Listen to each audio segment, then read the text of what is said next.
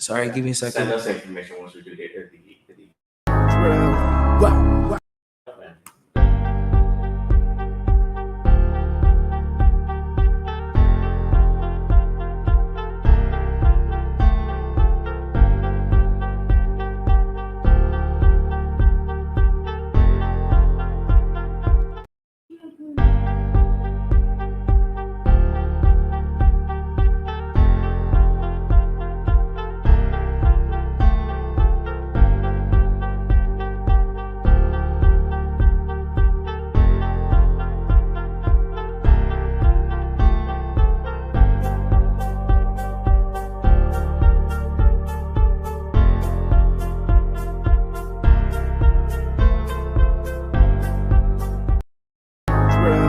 Wow.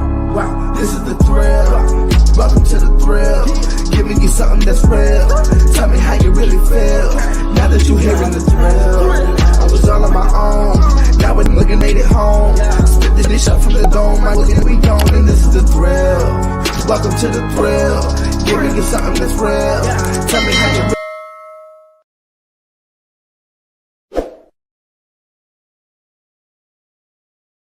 What a sweet day, baby! Ooh, baby, this is. I've never heard that intro in person. That was magical. That was It felt magical. good. It feels good. Yes, The energy it feels was good to good. be live, and who better to do it with than the man, PrimeTime Nino, Mr. Number 3 himself. Yes, thank you very much. Number 3 in the world, top flight security of the world, Craig. Oh man, Glad this to is. be here with y'all. Man. Yo, we love to finally have you physically here with us. We've done a couple of videos. So guys, if you've seen our videos before, he's been on our show a couple of times. This is the voice of the Rated F. He's our song for our intro. It's great to see you in prime time. And Yes, sir, man. I'm glad to be here. It's been a crazy weekend. Y'all know Cinco de Mayo was this weekend, so DJing was crazy.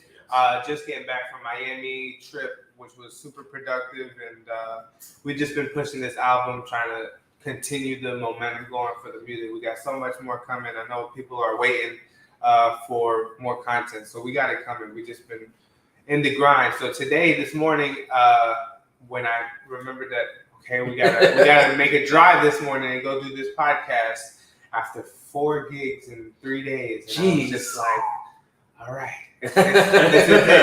This is the last one. This is the last stop. So I'm glad this is the last stop. this is the perfect time to do it. Better forget it's nice and chill environment, guys. So that's the best part of doing it. And guys, if you haven't already done so, before we go any further, make sure you like and subscribe to the channel. Make sure there's a little button. I think it's right here. Yeah, go ahead and click on that. And then hit the bell to get notified whenever we go live. You guys get all the updates. Also, right, we got some good news that just dropped, right? Boy, we got some great news that dropped up. We're now finally on Spotify. Your boys are finally on there and on Apple Podcasts. So make sure you guys also subscribe to there for our audio listeners. Make sure you like and give us some little feedback, little updates. Just tell us how we like it. You need to change things if you hate some things. If you hate it, keep it to yourself. But On top of that, if you guys have any comments or if you want to give us any topics that you'd like to talk about, sometimes we struggle in the background trying to get fresh information for you guys and keep you interested. So let us know what you want to see us talk about. And it's easy for us. This is what we do. This is what our friendship is about. And we get guys like PrimeTime Nino in the building because it fuels the channel. You guys love him. We love him. And all of our conversations are just it's very off the wall. Yeah. It's going to be crazy today. Yes. As children. Hide the children, hide your wives. Oh man. Yes, sir. Firstly, let's jump into some Rated F news. Yeah. Actually, I got some stuff. So I've been looking up some things. Some things going on. Some stuff that I've been seeing. This was something actually I saw this. I kind of laughed because as a sports fan, he's just the most annoying person in the world. If you guys don't know who it is, Jackson Mahomes, who's the brother of Pat Mahomes, was just arrested with aggravated assault and sexual battery. So this was the report that was broken out. It's in Kansas City. Jackson Mahomes, 22-year-old social media influencer and younger brother to Kansas City Chiefs star quarterback Patrick Mahomes, has been arrested. He was charged with 3 counts of aggravated sexual battery and a 4th count of battery. He was booked into Johnson's County Detention Center on a $100,000 bond. Overland Park. Oh, I can't stop hitting buttons. Overland Park police confirmed the incident stemmed from an accusation by the owner of an Overland Park restaurant in which he assaulted her and shoved a waiter in separate incidents. The alleged incident happened February 25th, 2023, as Aspen's Restaurant and Bar Lounge. That happened in February, and he's just now arrested on this? Yeah. That's wild. It takes time, the judicial system. Say it, switch just. Nope. English is not my first language, and it's my only one. This is Patrick Mahomes' brother? His younger brother. This is one. He's like the most annoying one in the side because he's sitting there writing literally the fame of his brother, and he just does a lot of these videos and TikToks and stuff like that. Does he play football? He doesn't. I don't even know if he knows what a football looks like outside of going to the. That makes sense. I don't do drugs. Don't do what LT say? Crack is whack. Crack is whack. And listen, I'm going to live by the words of the Dave Chappelle episode, cocaine's a hell of a drug. Hell of a drug. Facts. Yeah, I mean, Pat Mahomes is he's riding high right now. He don't really have room for his little brother to be fucking up. Yeah, when your fans is the one holding you back from a brief moment, you suddenly say, "Hey, how about you just stay?" When you're on top like that, like the people that you associate yourself with, even the ones that you've barely seen, it'll be a cousin, and they'll connect that to you. Right, it's your responsibility. Yeah. And that's unfortunate that it's his brother. I'm not sure how the closer relationship is, but like when you got children in the mix, and we've had conversations about this, it was like molesting a child, this idea, and you're like, oh, that's the dirtiest that you can be. Yeah. And you just ruin the image for somebody. Right. Your blood. Yeah. You know? Yeah. That's as close as you can be to, a father or a mother is your brother. Right. And things are going awry. So I really hope that this doesn't hurt him and his career and his momentum, going through with it, and they can fix this as best as they can. That's harsh. That's heavy. Thankfully, it's not him that was out there doing or the he's not nonsense. Associated with what was going on. Yeah. As long Unfortunately, I hope that it doesn't affect him in the long run. I mean, just coming off of a Super Bowl win, it's like, come on, man. Like right now, it's definitely not the time to be getting into any type of wrong reasons. Yeah. And that's the worst part about it, because now, like you said, it's his brother. He's just coming off a Super Bowl win, so then like that image factor, especially in the NFL, where like any little thing they'll find to suspend you. Right. Yeah. So like you don't want to kind of jump. Look into it to see. Well, yeah, they'll investigate and see, were you there with him? Yeah. Like, because if he was there with him when that happened, God, he'll be out for a good 6 games. Yeah, down for it. So yeah, that's one of the that's the news right there. I found. There was also another one. I've been kind of like looking through, and every time I catch something, a lot of them make me laugh. A lot of the times I'm like, oh God. So yeah, keeps you on your feet, keeps you on your toes. You never know what's gonna happen. I'm going to say it right. So there was one here. Actually, I was looking for it right here. It is. So there was a missing Australian man, and they found him dead in a crocodile. Who went into the crocodile? I don't know, but this is the story that I ended up finding. Facts. The end. Whoa. I made it sensitive. That was super. Yeah. Wait a minute. So the man went missing, and they found him inside of a crocodile. Like, don't get ahead of me. Don't get ahead of me, because I'm gonna read this. So the remains of a missing Australian fisherman have been found inside 2 crocodiles in Queensland. Queensland police say the remains were discovered when the 2 reptiles were euthanized by Department of Environment and Science wildlife officers following a search for the man. Police said that they believe the remains belonging to the missing fisherman, age 65, from rural Queensland town Laura, pending the formal identification process. The man has been named by local media as publican Kevin Darmody, who has disappeared while fishing out of Kennedy River.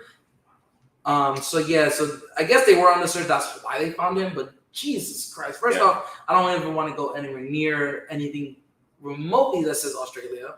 I really would like to go to Outback these days. Never go to Outback. No chance. Keep your blooming onion, because I would rather not deal with your spiders and your crocodiles. You know what? I was just about to say, have you seen the spider? The spiders in Australia are bigger than us. I think it's the top 25 or top 15 most deadliest animals in the world are living in Australia. They have to. Or on its coast. They have to be. It's the people.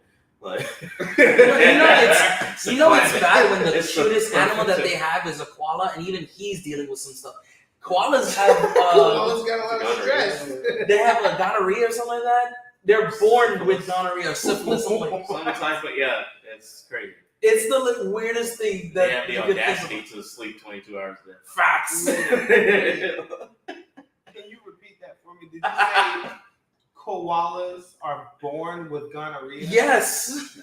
Some type of. Bro, what type of unlucky ass shit is that? And they're high half the time. So, and do you know that they eat eucalyptus leaves, which is so? And they found out, the study found out that koala with eucalyptus, which is their main source of food, is also like us smoking weed. Yeah, they gives them the same. So they sleep 22 hours a day. They're high all the time, and they just burn them into peace. Probably why they sleep 22 hours.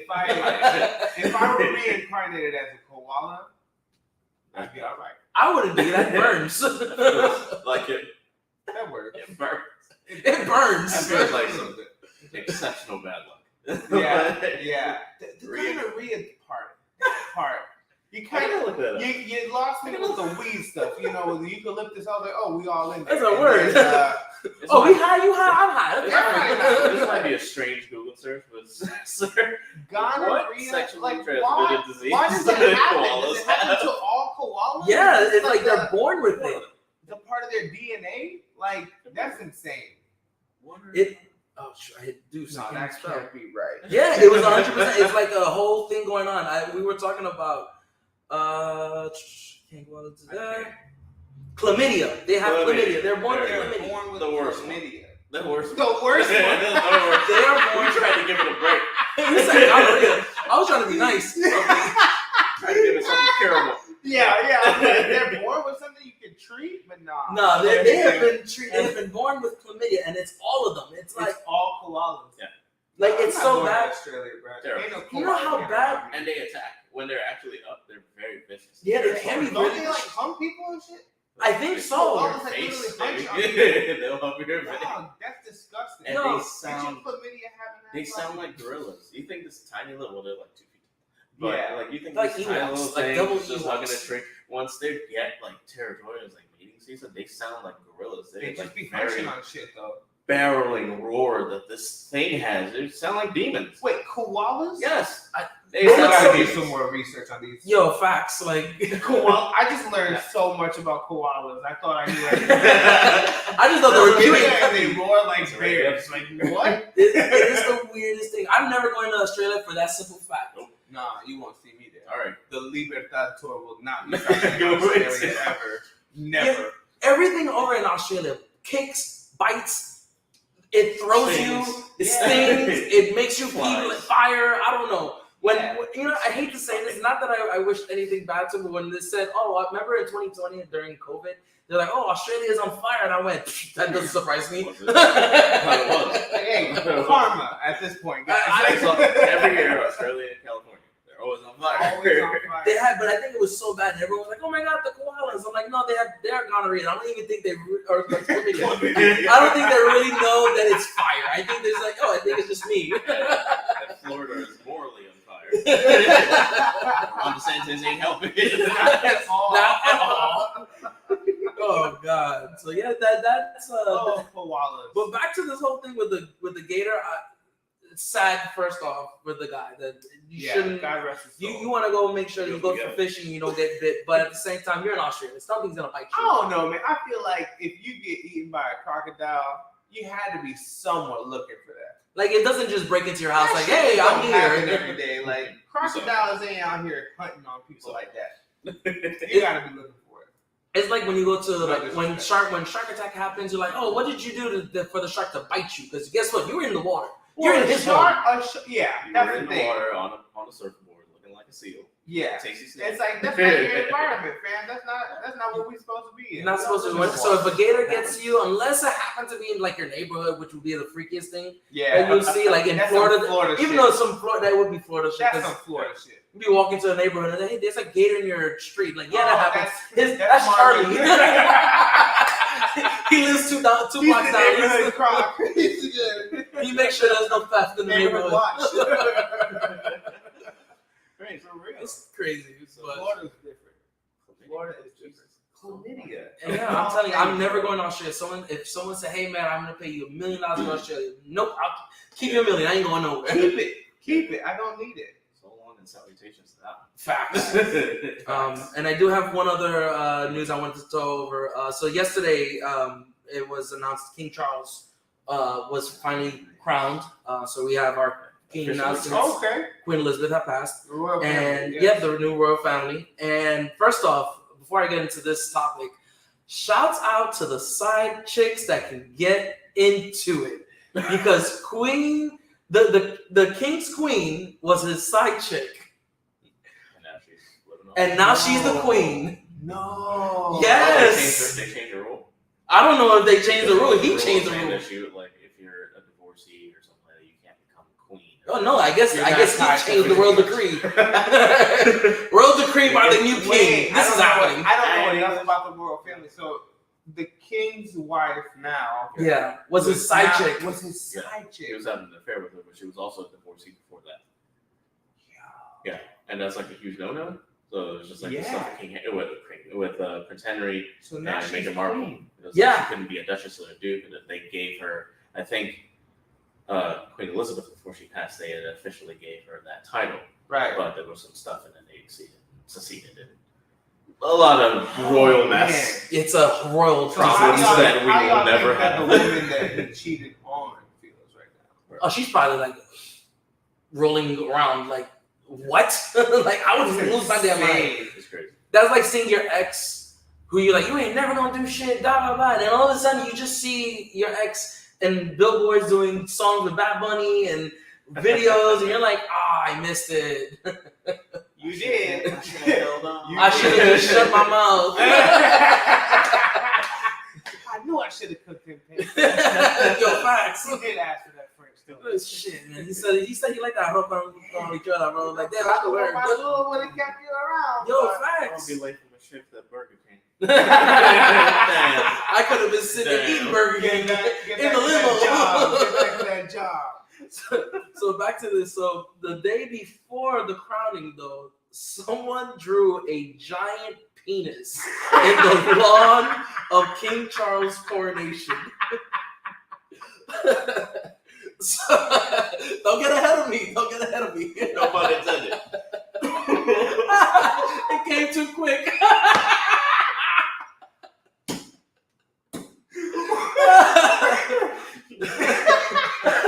That was never not funny. Drawing dicks will always be funny. Oh, Yes. It gets better because there was an actual, like, they drew balls and all. Terrible. They drew the balls and all. Look, we're trying to raise it, so we're not gonna put that. We won't put it on, but just know you can find this on the web. Trying to get where we're supposed to be. Oh, and it gets better because it was the hockey pranksters. Those bunch of cunts. I've heard of them before. Those wankers. Residents woke up on Thursday to morning wood with glaringly obvious penis cut into the grass overnight. SWNS reports. Cocky pranksters mowed a giant penis onto the famous grounds of the Royal Crescent in Bath, England, where a major coronation party is set to be thrown just 2 days before. It's a cock circle. It was a cock circle. So they were having a party in 2 days and they had a dick in the lawn? And they had a dick in the lawn. How do you get that out? You can't. You gotta mow the lawn again. You gotta just put new sod on there at this point. You gotta cover it. Just cover. No way. Use a banner or something. Spray paint. Yo, That's wild. Cause that was big. That, They don't like acting condoms that big. There ain't no condoms on your of that. Yo, That's the big, huge. the big green tarp over it. oh my god, I'm just blown away. I woke up, I saw that iPad. You were blown away. Who wrote that article, bro? They had way too much fun writing that article. They were Cocky just pranksters. the cocky Cocky pants. Yo, I swear, I was That's reading this. I was insane. at work and I saw this and I was dying. Oh, I couldn't believe. First off, the balls that you have to go The skill. with precision. It wasn't like it was a little sloppy. Like it's like crisp. Like that you. They had to line that out. You know what I'm saying? Like that looks like for all intents and purposes, no homo. This is at least That looked like a very well drawn out this video. is at least the They first even- hand drop. They even drew the slit in the front where you piss through. Like they got the urethra going. It's Somebody just very with a blueprint. detailed. Somebody mowing and another The man balls with look a friggin- little weird. with a Balls look a drone. little funny, but But what balls are actually accurate? Come You're on. right, you're right, you're I know. What is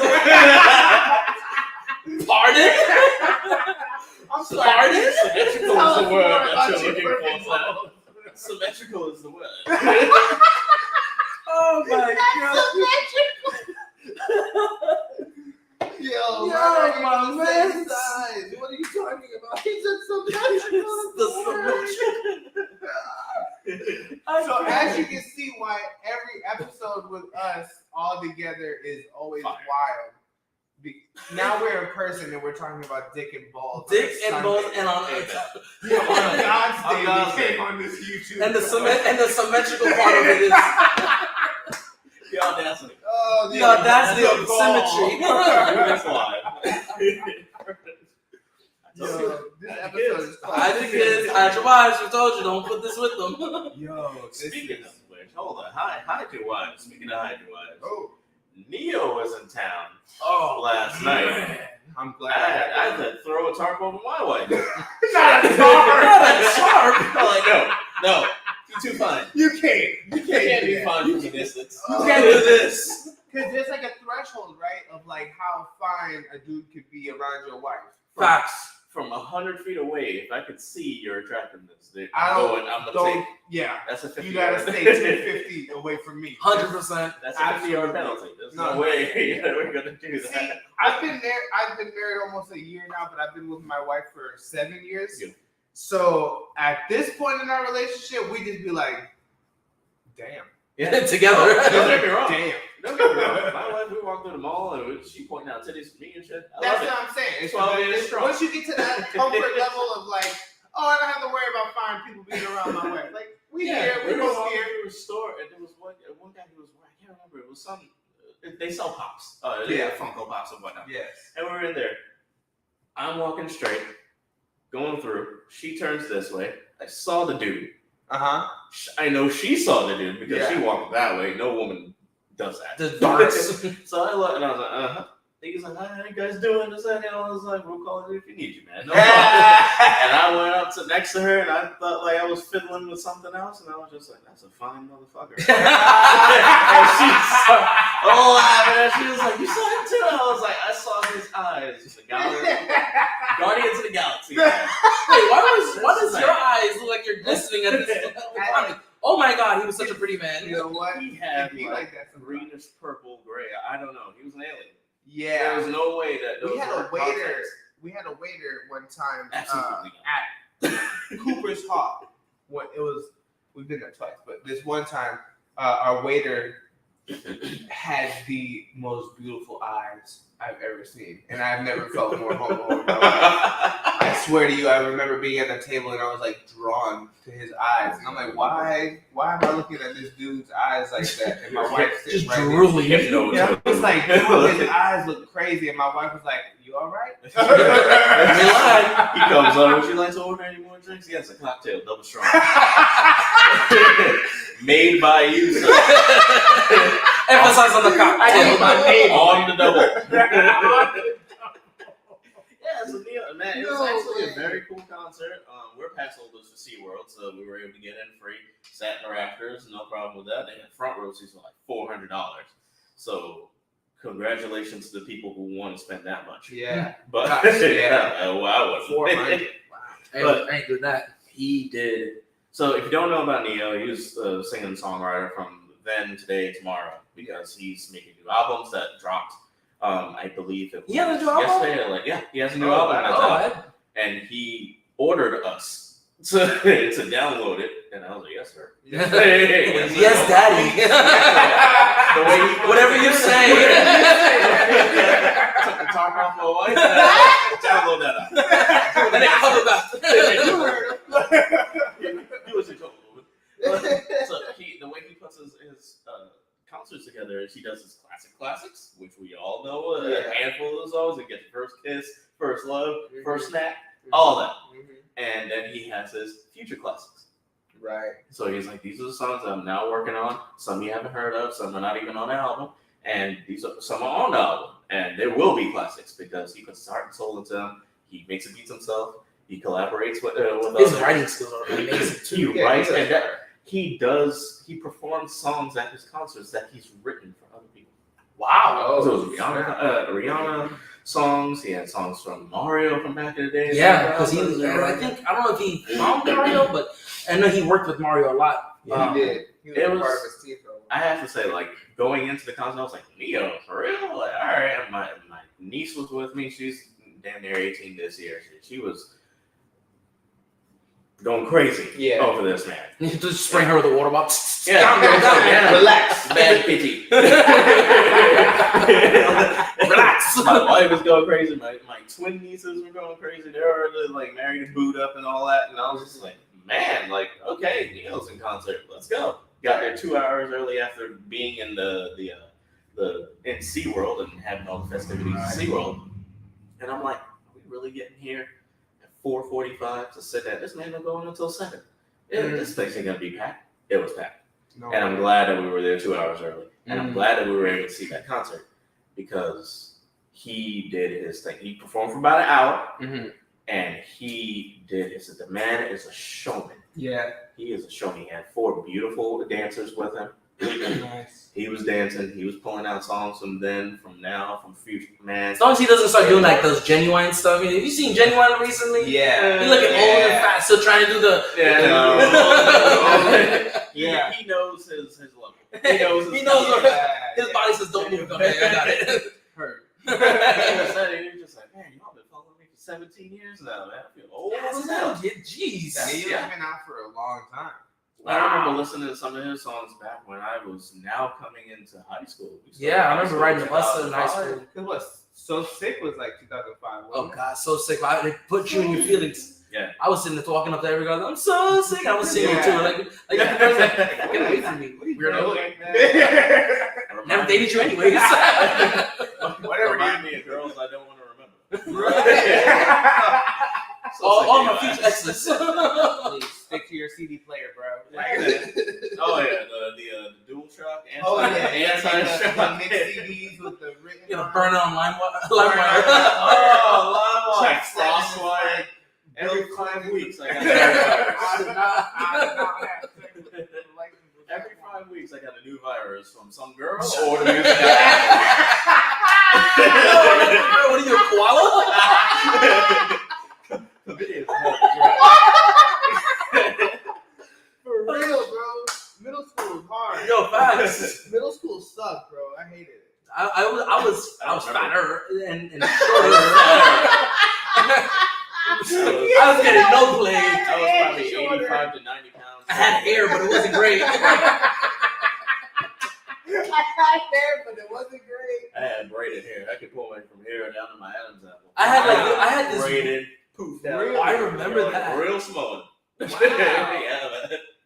I remember that he used to have these poof hair with one pick, and still stuck in the. Hell yeah. Because I was doing it while I was going. He looked like Nick Cannon from Love Don't Cost a Thing. Love Don't Cost a Thing. Roll bounce. What was it? Mario that sang that song, Braid My Hair? Yes.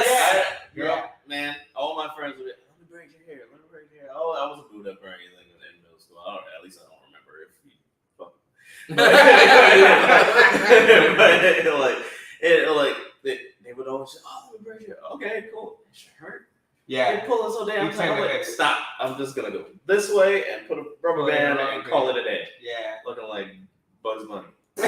Yeah, Black Bugs Bunny. One breaks, the stuck as a sword. Black Bunny. For real. That's so funny. Middle school was like, that was a weird time. Cause I think really everybody's like, in middle school, I feel like that's such a weird transitional period for people. I DJ at middle schools now, and you can see It's that awkward stage of it's life. a weird stage for them because like sixth grade is like they just got out of elementary school, but they're like in a semi-grown environment now. Yeah. So now they're like, oh, we gotta stop listening to Encanto. Like, you know what I'm saying? In 7th and 8th grade, it's like, bro, never play Cotton Eye Joe here. Yo, facts. Don't listen to that shit. Don't do the cha-cha slide. I don't want to hear none of that shit. We're I want big to hear. And You play Lil it's a Uzi weird- Vert. Have you ever noticed, like, when you're a kid, you start listening to some of, like, the weirdest, corny songs, all these dancing songs. Oh, then yeah. You hit middle school to high school, you, like, stop because it's not cool to do It's it. not cool. And then all of a sudden, when you become an adult, you start listening back to those old things. Oh, my God. This is course. like, I be hitting that cha-cha slide. Every time I hit a wobble, I'm like, every time. Immediately. To this day.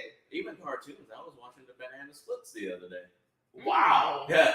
Old school, like 70s. Took 80s. it back. Yeah. Yeah. Boomerang don't even have that shit no more. No, I was about to say, where did you find that on the streaming service? And on YouTube.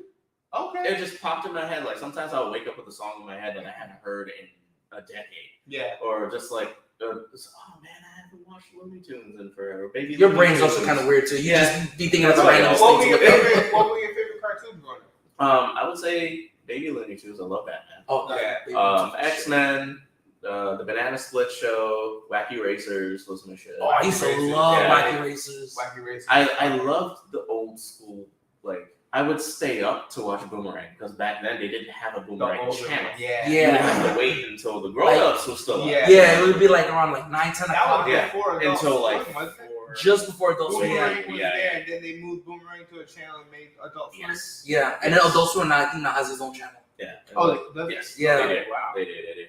So it's just like Nice. that, the old school Scooby Doo. Like Yeah. I love those cartoons, man. It's just like when cartoons. I used to love watching with my dad, Magilla Gorilla. Oh, That was my shit with my dad. That was me and my brothers. Shit. My life was Gorilla. actually watching Bear in the Big Blue House the other day. I watched that with I my have to younger put it on brother. for my daughter. You gotta grab a quote and just you can't help but watch. I would, Bear in the Big Blue House wasn't a show that I really sat there and said, oh, I love that show. But then every so often, like, because my younger brother was, when it came out, he was like 1 or 2 at the time, so I would watch it because of him. Yeah, and then I was like, okay, like, whatever, it's on. And I would just kind of, like, start saying all the ending stuff, and I'm like, I don't like this stuff. No, I'm into Dragon Ball Z. Way too cool for this. I'm into Ninja Turtles and Dragon Ball Z. And Get out of here. Tsunami. Oh, You remember Tsunami. Tsunami when his little pot belly? Yes. And then the ship blew up and Yes. he was like, oh, that Oh, that Tsunami, that was insane. like that was That more intriguing than transition. sometimes the cartoons, like Dude, that whole for Tsunami real. thing. Because then The remember, like he got commercials. attacked, Yes. and then like the shit blew. Then they came up with the 2.0 version of it. Yes. And Look at the Android. Yeah. He was swole. Oh, He yeah. was jacked for He no looked like reason. Rob when he got out of the car. I remember Rob got out of his car earlier, and I'm like, dog, Look at I did not make it to the gun He show was- today at all. He was like, oh, I was getting asked, is that your bodyguard? Like, that's Yes. Rob. I'm like, oh shit. Thank you. Rob out here. Hit I Rob do not goes, work hard at it's the shirt. It's just a It's shirt. the shirt. I'm like, fuck out of here, man. It's the greatest, for me, it's the greatest illusion that I have been able to pull off.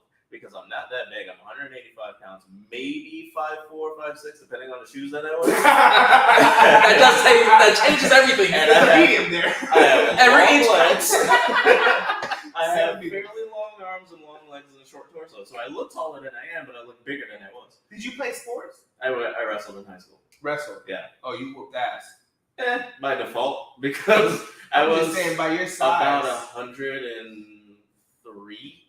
Okay. Yeah, In high I'd say school? like 100, 105 in high school. Yeah, When he I was was a a bulk I up was a so little tiny. bit more. You would have God, ran. I I was would've so probably- tiny. I was wrestling outside of my class at 112 and 130 just to have a match. to have a match, right? because they're Yeah, not I going get to find a lot of participation guys award. like that. Yeah, yeah. Most of the time, I was getting a participation award just to show up and meet. And it was like, all right, cool. It was like, well, you showed up. There's nobody for you to wrestle, so you win your match because the dude is sick or something. Like, Hey, fine. a win is a win. Hey. Take that shit wherever you can get it. I know I did the same thing because I used to play baseball. Growing up, I played baseball. Those were like the only sports that I like participated in because my dad was like, "You want to be a baseball star? One day, my son, you have to grow up and be big so you can hit that ball out of the park. And if you cannot do that, you are dead to me." Oh my God. No pressure. So like, I think Dominicans are just born with a bat in their hand anyway. It's just a bat in the glove. As soon as you come out, and they just give it to you at the hospital instead of taking home diapers and shit like that. They're like, "Here's your gift." A bat. Not even a blanket, it's a bat. It's a bat and a glove and a baseball. The baby was put in the glove. They took me home in the bucket that the baseball was. My dad, that's all my dad cared about. He was like, "You're either gonna go get like a regular job, like go be a doctor or something like that, or you're gonna be David Ortiz." And those are your only options. No pressure. So imagine how this rap thing is going. And my dad probably to this day is like, "What a failure." I'm like, "Dad, you were number 3 in the world. I'm like, Bad Bunny." He was like, But you're not number 1. "How many hits did you get this year?" You're not number 1. Failure. Yo, really quick, before we keep going forward, I wanted to piggyback or jump back onto that Neo story. Yes. How would you guys feel, right, if your wife's, you go to the show with the wife, right, you're close enough, and he asks for one of the females out, and your wife gets picked up and put onto stage. On videotape. Yeah, I want to have the time of your life. I don't think my wife is really attracted to Neo like that. But say it was let's think. Chris Brown. Like Chris Brown. Yeah, I'm about to say it's Chris Brown or something like that. Yeah, as long as he don't elbow her in the face. I'm gonna be up there though. I'm gonna watch. This guy, he had towels that the security was giving to his handlers and whatnot, and they were pat and dry because it's hard work that he's doing upstairs, and it's like he's sweating his ass off. But he was doing pat and dry and just throw it at a lady. So he was giving out free sweat. That shit's on. And they were going crazy, like they just won the lotto. Yeah. And then he drank from a bottle, and he's like, "Here you go, man." You look thirsty. You look thirsty. You look like you're parched. Help but laugh my ass off. I'm like, "Dude, this man is giving out used bottles and sweat-covered towels, and nobody gives a fuck." His germs on that shit. I love it. And I'm like, bruh, I love it. I'm Neo. too much of Shut a the fuck germaphobe up. to ever do that on stage. Facts. Because If any man is upset about that, you need to go find yourself. oh yeah, Because if you're upset about it, then Neo is one of the most humble people in the game. right. For him to pull that off, I was like, yes. He's Hey, man, there. Give me He's a towel. there. He's there. Like, yeah, I'll take it. I'll take I'm it. harsh. Just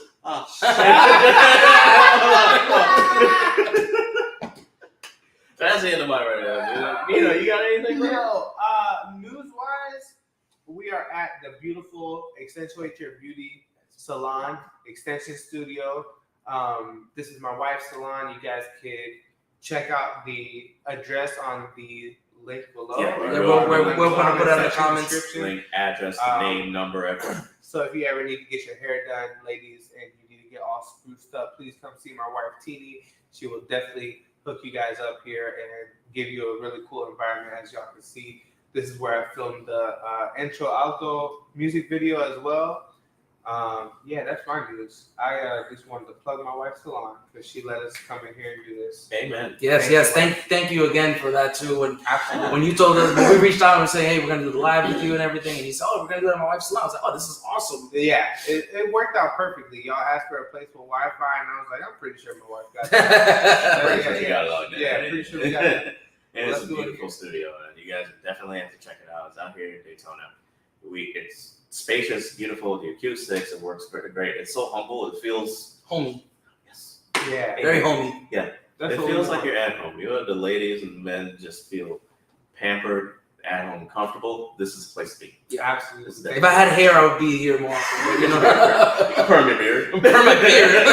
Get you a lineup. You know what I'm saying? Look it up. Did we have any Instagram questions? Oh yeah, you know what? We did get an Instagram question of the week that happened. It was pretty interesting because I actually had a lot of people comment on it. Okay. So we put the question of the week on our Instagram page for the Rated F, and So the question of the week was, what is a place you would love to travel to? The questions were actually, the answers that were pretty dope. One of the questions, we'll get to it. I already said no to it, but so we got Bali, Thailand, and Moria. This is one of the comments we got. Italy. I would love to be in Italy. I'm a noodle whore. Wait, did you say Moria? Moria? I don't like the Mines of Moria. I guess. Oh, Moria. Okay, I'm thinking Lord of the Rings. Oh God, Dwarf Mines of Moria. Yes. I'm like, ooh, trolling. Get out. Mordor. Get out. Mordor. Out of here. Greece was another one. Okay. Bora Bora. Oh. I've heard Bora Bora is nice. I heard it's actually beautiful over there. That sounds like a good. Oh, I was like, where's the other one? We had Switzerland. Okay. Very liberal. Yeah. This is the one that was like, hell to the no, I am never going there. Australia. We just talked about this. We're not going to chlamydia. Keep it. Keep that shit over Keep the there. spiders. Keep the kangaroos. They look so beautiful. They look so cool. But Till they knock you out. Yeah. No chance. I'm not boxing with no kangaroo jack. They are facts. They are vicious and powerful. Yeah. Very powerful. They got strong ass legs. Mm-hmm. And a tail too. That tail is wicked. Ooh, I hear man. What about you, Brian? Where's your sorry, there was one more. I'm sorry. There was just one more. This is the last one. Is Egypt was the last one. Okay. Egypt is actually pretty dope. That's nice. Yeah. I haven't ever thought about going to Egypt. I've always heard about Egypt and I guess the pyramids and all that stuff, but I've never thought about like that'd be a cool vacation spot. I used to love the Mummy, so I always wanted to go there specifically because of the movie. Yeah. And I was like, man, what if? But then I thought about it. If Mummy comes to life on the original movie, though. Yeah, the original, not the one that Tom Cruise that kind of bombed. Right. I'm talking about the original Brendan Fraser. Gotcha. Yeah, that was people forget how big of a series that was. The Mummy saga was big. People sleep on Brendan Fraser. It sucks that his career went the way that it was, but he's back on track, man. And he's winning for him to come back the way he did, he came strong. back. God bless. I think he did it right too because he was the voice of the robot in the DC. Yes. He's the voice. Oh really? What's the show? Doom Patrol. Doom Patrol. Oh really? Yeah. I didn't know he's the voice of the movie. Yeah. So that's how he started making his little comeback. Yeah. And then he got the movie Whale, which he won the Academy Award for. I don't buy movies very often. I hear I dropped the 25 for that one. I haven't seen Whale yet, but I hear I haven't seen it yet either. It's a great movie. Wow. I definitely want to go check that out because of that. Because I mean, I was a Brendan Fraser fan. I grew up on Encino Man. I grew up on George of the Jungle. George of the Jungle. That's where I knew him from. George of the Jungle was the first Brendan Fraser movie I remember, and then I can see came after that. Yeah, I can see that too. And then he did obviously the Mummies franchise. Journey to the Center of the Earth was really good too. That he did. Dang, you forget how many good movies he had. He was in a lot of them. It's just he was out for such a long time. Well, with him, he had a issue with his mouth, because he was in Journey to the Center of the Earth 1, and they were doing part 2, and they changed the director because of whatever happened with the director, and he was backing the director. He goes, no, he says, why did you guys fire him? You shouldn't fire him. If you're gonna get rid of him, then I'm not gonna be on set. And they said bye.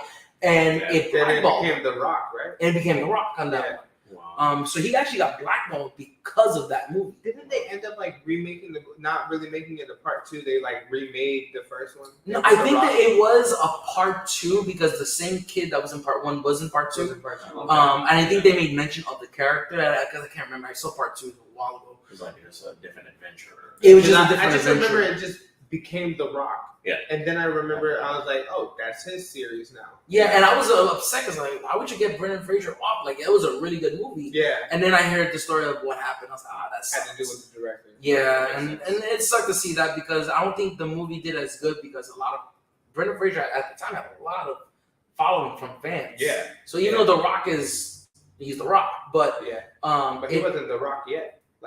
I'm not saying he wasn't big, but as big as he is now, he wasn't. Well, at that time, actually, he was at his peak. He started really jumping up at that point. So Journey was around the time of what around what time was that movie? Because I feel like I remember. 17.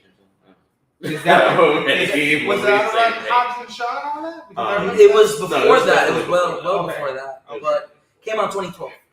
2012. So it was Hobbs like just in the midst getting of into it. It's a college tenant. Because I remember when they did that Tyler Perry movie, Why Did They Get Married 2? Oh, yeah. Yes, And he yeah. popped up at the end. Oh, I remember yeah, watching that scene and Janet realizing, yes, killed her yes. husband. She didn't go to jail for it. Sorry. That's a very funny topic when you think about it, because I didn't really think about You don't think that about it when in you watch that it. way. When you watch it, I don't think of it as her killing him, It's but like killed by association. If you Really didn't go to his kind job of, and yeah. something caused him to leave, he possibly would have survived. that was a That day. very tricky But you caused scene. his death. And then for Yeah, her to get the rock at the end of the Yeah, movie. it was like, oh, so you can just do whatever you want. Cool. Yeah, so you're yeah. That's a very interesting. Why But if Yeah, I remember it though, he was like abusive as all hell to her. If I remember no, the- no. I think they had He wasn't abusive. They were going through some shit in that movie. like Like their they baby were. had passed or something. Yeah, the baby Mm. passed away, so they were going through like Yeah. a stressful marriage situation. But it wasn't. I I thought don't I ever was remember him confused. being. I know that in that movie there's like all the couples. There's like two of them. Two couples are like, or one of the couples like they're abusive. Yeah, the Yeah. one that was abusive was the taller guy that's from the movie The Wood. Oh yes. So he was shitty to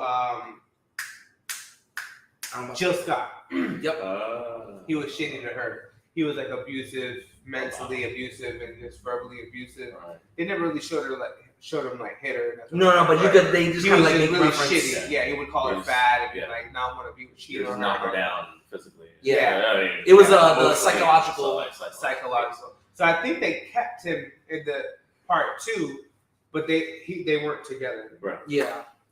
That was it was actually a really good movie. I remember. Yeah, but Tyler I Perry can't has remember. some bangers. He always Okay? puts it my there. wife It's rare that his loves- movies are. His movies are She usually loves that genre Fire. of movies. I'm like, if our relationship ever had even an ounce of this much drama, I wouldn't have married him. Oh, dude. Because Lord, He's the king of like that shit. he just makes it seem like there's never any happiness. And then Until when the it very comes end. Until the Yeah. very end of it. Like all. you have to And go the through whole all movie's this just trial and shit. tribulation. I was like, Even the my Medea life. movies, like if you look at some of the more serious Medea movies, it's like really heavy. Yeah. Goes to And- jail. Medea goes to jail. Yeah. That was a real heavy movie. What was the other one? Diary of a Mad Black Woman. Yes. That was another heavy Diary of a one. Mad Black Woman. That one's heavy throughout the whole time. And Family That Prays. Yep, that was good. That was one of his best ones. Oh yeah. And in my That was the opinion, one that didn't have Medea in it, right? yeah, that was one. I think Or she makes makes like a brief appearance. Yeah, because I think during that time he was trying to like not use the Medea role too much. Because he said he doesn't like to be in the suit too often. Like, I it's remember just- Family That Prays was the one where she cheated with the white dude. Yes, yeah. Miss Cartwright. Some shit like that. I remember that. There's also That's a good ass movie. It really Temptation. is. There's one called Temptation's another big one. Yeah. That one didn't get as much. That one didn't it's get like as much- starting to get clout like now for some reason, Yeah. or like a few months ago. And I People think, talk you know about what it is? A lot of times these a lot of people fall into some trends of like, especially with like COVID, everyone was home watching movies, and then Yeah. all of a sudden someone like falls into like a Tyler Perry loop, and then That's you're like, true. all of a sudden you hit a rabbit BET is hole. on, and then it's all. You know Which, what? speaking I of actually- BET, have y'all heard that 50 Cent, Shaquille O'Neal, and somebody else, they're working together. They actually made a bid to buy BET. Yeah, because Wow. they just gave I can't think of the name now, but somebody probably from who you mentioned is like running stuff at BET now. Yeah. So they're like Wow. trying to make the move to buy it. wow. It's like huge Well, news. I mean, I stopped watching BET maybe 15 years ago because it I was saw much always MTV and BET years ago. It used to be all music. Now it's TMZ. like, I absolutely hate TMZ. I can't Yeah. stand TMZ. Yeah. Especially, with no disrespect, but after all this stuff that happened with Kobe Bryant and stuff. it was oh yeah, just they like, nah. lost a lot. I lost Yeah. respect for them. It was like, yo, you It's- gotta have more respect for people than that. And it's your job to be in people's business, but have respect on top of that. Yeah. But anyway, we ain't talking about that. But like BT, it's always like a lot of their shows, the personification of black people that they try to show on BT a lot is very negative. Ghetto. Mhm. Like I think for a everything while- has to be drama and dramatic. The women ain't shit. The men always have to go through like They're not, living up to their Constant potential as a loop of husband baby or boy. husband. They always watch Baby boy is always like every like, other day. I understand like what dramatic shows and reality shows have to be like, but it's like your Real Housewives of basketball or whatever. Yeah. It's like you really don't have to do anything. So why is your life so difficult? Right. Yeah, I think they also over dramatize a lot of the or they maybe not over dramatize, but they always put into the view of the gold digging too for a lot of women, like in the black community, which is I don't like when they see that because there's so many black women that are strong, have their own business. Right. And I always highlight this is the housewife because her husband makes all this money and that. I'm like, man, like some women do better jobs than the guys in the shows. It's that Kardashian. Yep. The Kardashians changed the reality TV game. 100%. It's just like reality TV now is all about watching people be rich. Yeah. And instead of like and everyday have person. problems that we don't have. Just like every day, at like, our income. I couldn't get my massage today. Oh, whatever will I do? Like, you know what I mean? It's like I don't need to see that. I'm getting married and Vera Wang won't make my dress or something. My dress, like, go to David's bridal. That cost me like $30,000 for no reason. Like, for you know what I mean? Yeah. And you're gonna get divorced anyway. So with your attitude, I'm divorcing you. You don't know the day of.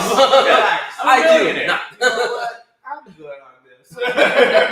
If I'm a millionaire on your W-2, all you have to do is put, I have sex with my husband. That's it. That's it. Just know your place. Yeah. And the man too, if your wife is a millionaire, I have sex with my wife. Know your place. Know your place.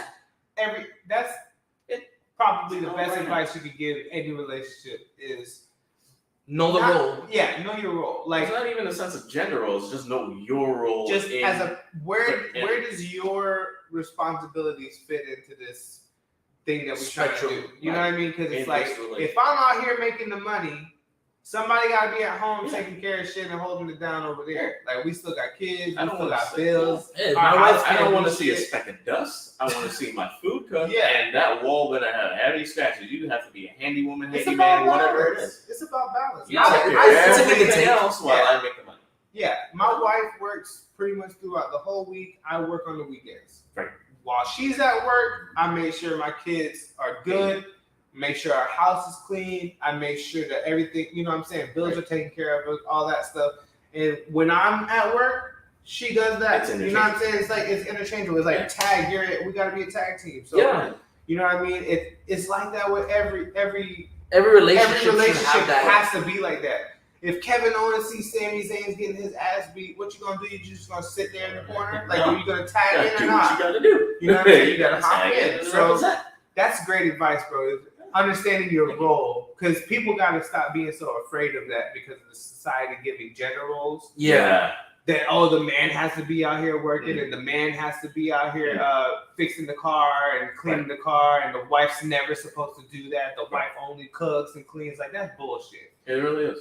Like if she can't cook dinner because she got home from work at 9, like figure out dinner. Either cook it or buy it. Like you know, there's been a couple times. My wife, since we got married and we've lived together, my wife, she normally beats me home anyway, so she starts cooking. But there's been a few days where she's been doing something, has to go see her dad or whatever the case may be.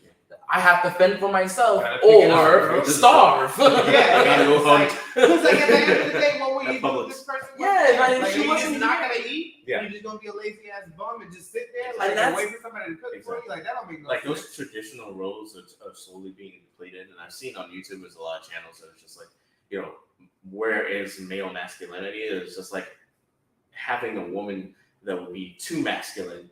A lot of the traditional masculine men don't want that because it becomes a fight. Yeah. But it becomes a fight because you're pushing too hard and she's pushing too hard. Yeah. So it has to be a balance. Yeah. And both of y'all have to understand that I think it's just have to be that. And also, and that's a mindset that a lot of traditional men don't want to break either. Right. Is that I'm the breadwinner, so you have to cook. And she's like, please, I work just as hard as you. Yeah. Combined, my wife and I make 6 figures. I'm gonna say no, I'm the man and make 5.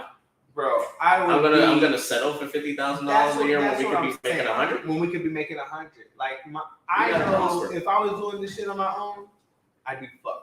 Oh yeah, I wouldn't be able to do this shit on my own. So I know that in order to to continue to make this thing work for us and for our kids to be able to live a fruitful life, exactly, we got to be able to work together. She got to work, and I got to work. And you guys are both doing big things. I mean, look what your wife. This salon's gorgeous. If you guys, I wish you guys could see the rest of it, guys. But it is beautiful in here. Thank y'all. She really, really worked super hard to, build this for her own. I mean, she's been in different salons and booth rented. She's, worked for other people for a really long time. She's done hair cuttery. She's done all of it. So for her to, to see her really put her mind to something and like build this whole tangible thing from a vision is like, that's what inspired me to like be like, yo, I need to get off my ass. I need to stop being depressed. I need to take care of what needs to be taken care of here. I can't just sit around and let it pass me by. Right. About to be 30 this year. So if I have dreams and aspirations, it's like, do you just sit there and wait for them to come to you, or do you make moves to try to make it happen? Yes. And that's what we've been doing for like the last 2 years, is just making it happen. We're still figuring this thing out too. It's like she works so hard to maintain this place, and as you guys can see, she puts her heart and soul into it. Her decor all comes from like, she wants to make people feel good when they're here, make people feel like they're at home. That's what people go to when they go to get their hair cut or get their, go anything. It's almost like you're going to a therapy session. Yep. You don't want to go into a dungeon and say, hey, can you cut my hair? And like, let's do it. Let's do it. Let me get your blades ready. Everything's all rusty. Yeah. Get the guy to the. You guys just never mind. Don't touch it. I can do it myself. I'll take care of it at home. So yeah. Well, this actually brings us a great part of our show, Mm-hmm. because for our wrestling fans here, and we are also simultaneously airing this on our JPW company as well as YouTube page. We have some wrestling news that's happened now with WWE. As you guys have probably if you haven't already seen it, the draft that just happened. And boy, was it! It was interesting. It was interesting. It was very, very interesting. Do you want to start at Raw, SmackDown, or the free agents? You run it. I'll let you run it. So let's go off at Raw. I'm not sure if you guys can see the names and stuff. So, as you see, those are going to be our biggest names on the Raw roster. Now we have 4 columns. Raw is definitely they're definitely stacked when it comes to this draft. And I love that they incorporated NXT into it. Yeah, because they were not only calling up, they were calling up champions. Yes. It's making it interesting. Indy Hartwell. Yeah. And I love her as a Index. Yes, they're on the same show. They're on the same show. So, it's like we have our mommy. we have Becky Lynch. We have Cody. I would know my role with Rhea. Just letting you know. I would 100%. I wouldn't know my role with her. She would teach you your role. She would put me in place.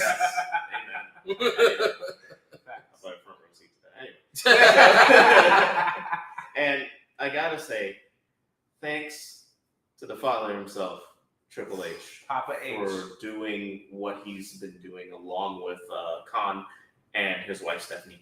So it's like they have changed wrestling, the trajectory of wrestling in a whole. Like right now is a great time to be a wrestling fan. You have AEW, you have Impact, you have New Japan Wrestling, you have New Japan American Wrestling, AAA. They have AAA, man, like, and shades of like Lucha Underground. It's like you have, even though Lucha Underground isn't a thing right now, but you have those like companies, those characters, those wrestlers, those people that like the staffing who are coming over to different companies as well. Right. Especially AEW, you have ROH, like commentary people like us. Like we do commentary for a small local place, JPW, and as commentators, we're like, wait, AEW is around the corner. Mm-hmm. They do their thing out in Universal for AEW Dark. Right. And dark matches, like, that gives us a shot and gives us hope Yeah. that we can branch out and even send a letter or make a call and be like, hear us out. Let us sit for one match and hear us out. We'll give it our all, 150,000%, and maybe you'll give a shot to us. So for the smaller wrestlers in the indies, there's so much more. And I think WWE has opened that opportunity for a lot of people for that reason. And Triple H, Cerebral Assassin was for a reason. He was a student to the game. He knew everything he was on. He was jumping onto it. So I definitely love what he's done. Not that I want to bat my Vince, but him being off the handles for a lot of the stuff with WWE I think helps it even better. WWE being under Vince McMahon threshold would be, or under his care. So under his care would be more traditional wrestling in the sense of like big meaty men, as we would say. Big meaty men slapping me. Beef. It sounds like a beef stroganoffs. Yeah. We need beef, which sounds like a poorly owned strip club. But let's go to beef. Let's not. Let's not go do to that. beef. I want to go to beef. No, thank you. Come out with chlamydia.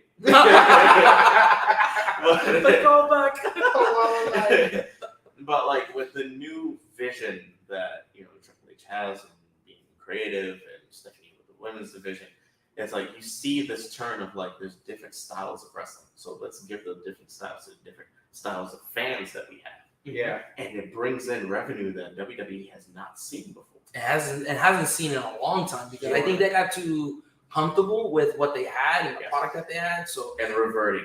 Yeah, like why would you change what's not what's working? It's like it's broken. It's really broken, and you need to come to times. And who better to do it than Triple H himself? If you notice, not to cut you off, but I feel like on the internet, it's almost like people are so paranoid right now. Wrestling fans are so paranoid because it seems like wrestling is in the right hands now. Yes. At least for now.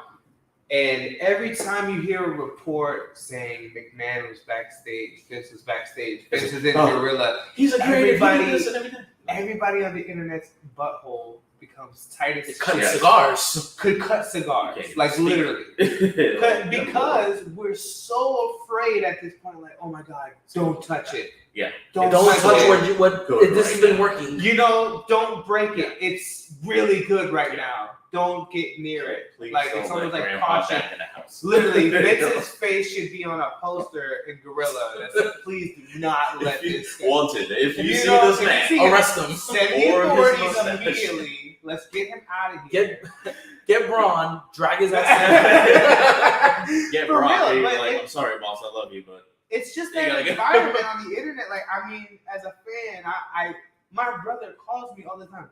Heard Vince was backstage tonight. Yeah. Listen, and it makes a toxic environment. Your brother, every time I see a message from your brother in the group chat, right? I die. Like, every time it's like Miguel Meltzer. Okay.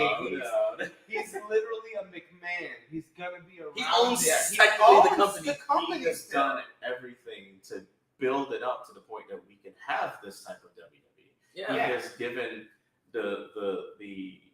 He's given the authority to Triple H, so he knows that he can take care of it. And I know it was taken very more by force than it was willingly. Let's call a spade, but he doesn't like the situation. I'm sure he's very upset that the situation happened the way it did, and that's how he had to get out. But I think he's smart enough to understand reality. Yeah. And understand what's happening in the numbers with the company, what the trajectory of the company looks like in the next few years. Well, you're just not going to turn it down. If I don't have to sit here and do the work and this person can do it and make all the money for me, why? Why do I just have to like chaperone a little bit? Maybe it's just like, I don't have to these hold are grown ass people.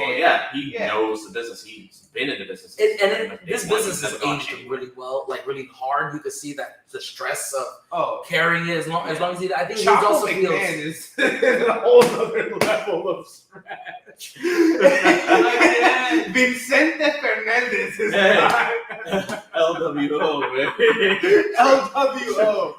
Vince coming out. The limits of edition. No, my miss way. But how it's kind of like this is what Triple H is doing right now in this company is what he's kind of been trying to do with NXT prior to when it was the Black and Gold days. They were trying to make the NXT Japan, make NXT India, make NXT in all these different markets because look at what WWE is doing. Look at what they did in Puerto Rico last night. Oh my god! Oh my god! Backlash was amazing, and I haven't watched yet. But I do know some things, and I just know how big Backlash was and how big that was for Puerto Rico to have a huge wrestling show like that. First time in 18 years. 18 years. New Year's not just right? I think it was. I remember Batista being at that show. And it's the first time in 18 years that they've had a premium live event. They called it. They were pay-per-views back then. You didn't have to pay for it. So the premium live events in Man and headlined and Benito, who was himself, Bad Bunny, who had a match and did. I'm not going to spoil it for you, but I'm so ready to watch. Was phenomenal. I believe it. So I sat down. I watched it with Jay, and I watched it with Harley J Knight. And we were talking about the show, and I gotta say that there was not a single bad match. No. That for the first time in a long time that we sat there and said, "Wow!" Every match was compelling. Every match story was, even if you didn't like the outcome, the story leading to the outcome goes, "Oh my god, it was worth it." And I know we give a lot of credit to Triple H, but let's take a moment to give a credit to the producers and the writers and the wrestlers themselves, because the execution to act that out and to actually put paper to reality. Right. Like it takes a village, really, to make sure that everything runs seamlessly, and to take somebody who is at the top of his game, who is not a wrestler, and who was at the Met Gala and hosting other shows. Coachella. He headlined both nights. Both nights. 2 weeks in a row. Wow. Yeah, 2 weekends. And then to be a host of the headline of the Met Gala. And then come and have a hardcore match pretty much at Backlash. God. It was like... And I heard he knocked it out of the park. Dude, absolutely. When Chambea came out, oh my god. They didn't have to play the song. No. And because the whole of Puerto Rico was singing it. That's the crazy part. So last night, I was working 2 hours away. So I did a wedding yesterday all day. Yeah. Been out since 12 o'clock. Get home at about 12:30, 12:50. And my wife is up and I'm like, my brother, we had already had plans. Sunday, since we can't watch the pay-per-view on Saturday, we'll get together on Sunday. We'll make a day out of it. We'll stay away from spoilers. This is usually what we do too. Yeah. We work on Saturdays. And WWE just decided all of a sudden Saturdays are great days to run pay-per-views. After all these years, we're doing on Sundays. Thank you so much, because Sundays has been my norm for like my entire life. But whatever, I'm not complaining. So I get home and I'm like, damn, Backlash is tonight. Yeah. And I've stayed away from pretty much all spoilers on social media. And I'm like, babe, do you at least want to watch the entrances? And she's like, just don't tell Miguel.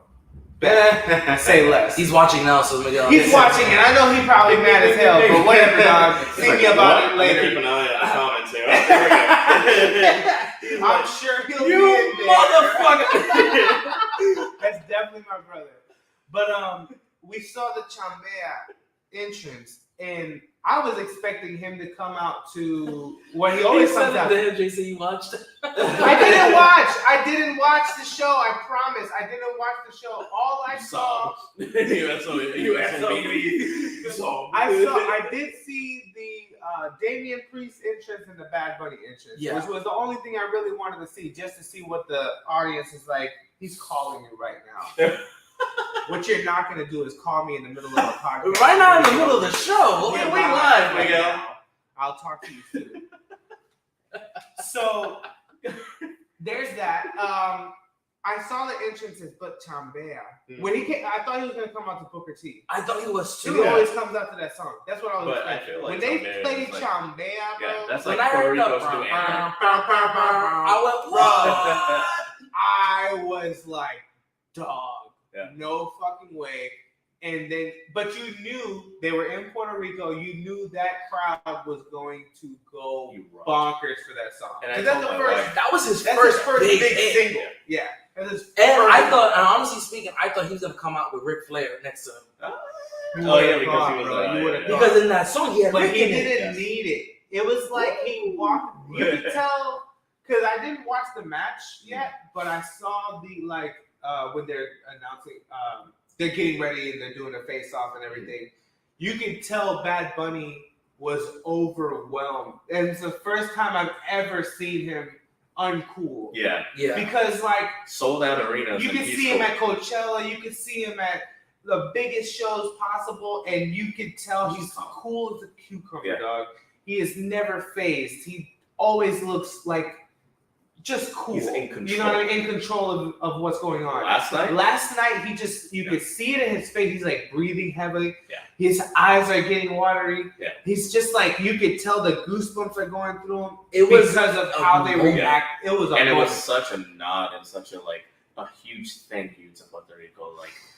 Thank you for what you've done for me. And thank you for giving me the opportunity to work my ass off to represent you. Yeah. And Damian Priest being there too. He's Puerto Rican. Yeah. And this was actually really heavy Puerto Rican. I won't say a lot of it, but because there is some moments very pro-Hispanic. It was very pro Puerto Rican. Yeah. Because Zelina Vega had a match. She's Puerto Rican. Puerto Rican, but Puerto Rican. With the yes. It was beautiful. You can see that. Yeah, I'm saying don't use that. No spoilers. But the emotion on her face was just uncanny. Yeah, that's how it was so much pride. It meant a lot to them because it's like you said, it's been 12 years since they did the show. 18. Sorry, 18. It's been a long time because Puerto Rico, especially for wrestling, has had a bad stigma. If you remember that there was a stabbing. Wrestler back. Yep. And so remember that Puerto Rican wrestling has really had a bad stigma for a long time. In America, even though the Colons have taken over the world in Puerto Rico when it comes to their wrestling, I think it's still, it has a bad stigma for the major companies. So for WWE to take into this realm and say, we're going to not just do it for a house show, we're doing it for a pay-per-view, a premium live event. Right after Mania. Why not have bigger shows like Survivor Series? Why not have WrestleMania? I think this was a setup for a relationship in Puerto Rico for sure. And I feel like it expands more from not just Puerto Rico, across the pond. They're really branching out. Clash at the Castle. Yep. Me being even the Saudi show. I know originally, you gotta be in Saudi, but Saudi show is opened a lot of doors because if you can have a show and sell out and do what you're doing over there in Saudi, and have women wrestle, dog, that's huge. Yeah, that's you're changing the game one show at a time. For me, being Puerto Rican, married to a Puerto Rican, but for me being Trinidadian, it opens lanes for the Caribbean as well, and more of the Caribbean islands, West Indian islands. We could do this. We could carry a Raw or a SmackDown in Trinidad. Me and your dad used to talk about this all the time. We used to talk about how big wrestling is in Puerto Rico and in Dominican Republic. Right. And America doesn't really get to see how big of a wrestling city San Juan, Puerto Rico is. San Juan, Puerto Rico is yes, they're bloodthirsty as shit. They want to see people die in front of them. But that is wrestling fan base Chicago times 10,000. Yeah, 100%. Puerto Rico is wild, and that's a real true wrestling city. That's where Ric Flair went to go have bangers. That's where legends in the game went to go have bangers. People in America don't realize how big wrestling is in Puerto Rico. Hulk Hogan was in Puerto Rico. WWE has to have a relationship with Puerto Rico. They really should get to Dominican Republic too. I think this was the starting for the Caribbean islands. They should have it with Puerto Rico. Sure. And why not when you have a star like Bad Bunny who's taken over at first? Representation. Let me say one thing. Yes. Bad Bunny has taken over a lot more than just what you're used to as a reggaeton artist, as a trap artist. Because if you think about it, Daddy Yankee came to reggaeton, changed the game. Yeah. He was on top of the world, but he was always in his lane of reggaeton. Right. You didn't really see him outside of a lot of the stuff. Maybe a little John would use him here and there. Pitbull would, work with him, but it was never. He was always a reggaeton artist. Right. Bad Bunny has taken on to a whole nother level. He's an actor. He's a host. He's wrestling. He's been in the Royal Rumble. He was he at WrestleMania? I can't remember if he was. Yeah, he had a Mania match. That's what his first match was, Mania. My goodness. No, yes. So his first match was at Mania, the tag team match With Damian Priest. And then they were fighting Miz and Morrison. And then his next match was in the Rumble. That's when he surprised everybody with that. Yeah. And then now this is his third match. Before that. He'd been in it. Last year too. That was the second. That wasn't his second Rumble? He at least made it. I know for sure he at least made an appearance because that's when he jumped off the rope. Check the comments. I'm sure Miguel Meltzer is going on. Oh, Miguel's got to I'm trying have like every 5 minutes to go. But if I'm not mistaken, that the Royal Miguel, Rumble how many? The first Rumble before, or I'm sorry, his first Mania when they did the tag team match, that Rumble before it, he came out and fucked the Miz up. That's why the whole thing started. I think it was a spot. I don't think he might have been just a spot. I think he hit him. That was about it. And he was an entry this last. And in this last year, he was actually an entry because I think he performed. Because I think he showed up the first time. It was the COVID year. Booker T. He did Booker T in the COVID year. Yes, and that was the year that he jumped off and did the spot that you're talking about. Wow. Got you. Yeah, Bunny's had what, 3 matches? Three matches now, 3 solid matches. And they haven't been like, it's not like watching Dennis Rodman. Right? He's not, That's as many as Logan Paul. And Logan Paul's not putting on performances like he is. Logan Paul actually does. And he's done, but not like Bad Bunny. But Bad Bunny's on a whole. He's not out here having. You want to know what's the biggest surprise with Bad Bunny versus Logan? But Bad Bunny has nice matches. I wouldn't put Seth Rollins versus Logan Paul against I wouldn't put that at the top of my list of matches from Mania. Is what I'm saying. Yeah, but I tell you what, Bunny and Priest fought Miz and Morrison. That was literally my second favorite match. And of that night, because it was such a crazy night. Because here's the difference: Logan Paul he's boxing. 3 matches. He's 3 matches. Had 3 matches. Thank you again. You can post it on the thing too. Yeah. So Logan Paul is active. He's a boxer. He does all this stuff. Like I was saying. Bad Bunny is a singer. He's an artist. Yeah. He doesn't really do a lot of these extravagant things for money and stuff. He's not. Yeah. You're not seeing him, dunk or box or anything like that. This guy to be in a wrestling, which is not an easy thing to do for any means. So if anyone who's done the art of wrestling, it's hard to tell your body fall when you're not really doing it, and you have to expect pain. Yeah, it's hard. It's harder to get your mind into that. So that is not an easy thing to do. Yeah. So this is why I think it makes it more surprising to see Bunny doing what he's doing. To see him do it at the level that he's doing. Yeah, at the level is the perfect thing to say because he's not like he doesn't look like I just said earlier. He doesn't look like a Dennis Rodman getting into this. No. He looks like someone who's been wrestling his whole life. Right. And we've seen so many celebrities come into the ring and just look. Pat McAfee is another one who's done a great job in the ring. Really, he has his own ring. They have I feel like those 3. Not to be rude to any of them that I don't remember, but those 3 that I can remember in the last 10 years, the recent future, the recent past is Pat McAfee, Logan Paul, Bad Bunny. They have set the standard of if you are coming into the WWE as part-time and you do something else and you're just being a face to bring more revenue, you have to work. You gotta put this is not going to be a promo. This is not. You have to put in your hours, train hard, and put on a match that people are going to remember. 100%. Because it's going to help out WWE and it's going to help out you. Yeah. Well, what other than those 3 that you named, I can only think of I'm thinking of celebrities that had good matches. Right. And I really can't. I mean, I know celebrities. Dude from Arrow. He had a pretty good match. He did the SummerSlam match. That wasn't bad. Stephen Amell. I couldn't think of his last name. Stephen Amell. Stephen Amell. He fought Cody, right? Yeah, he did that in an indie match. He had an indie match too. Right. Oh yeah, and then they did the SummerSlam thing. Wow. He had him and Neville. It was him and Neville versus Cody and. But it was, I think, it was a spot though, because he didn't have a match. It was a spot. Nah, he had a SummerSlam. because I know Cody was on Arrow. That's why they had the spot. Yes. And then they ended Was up he bringing. on there as Stardust? Or I think he was on as Stardust. We don't mention that.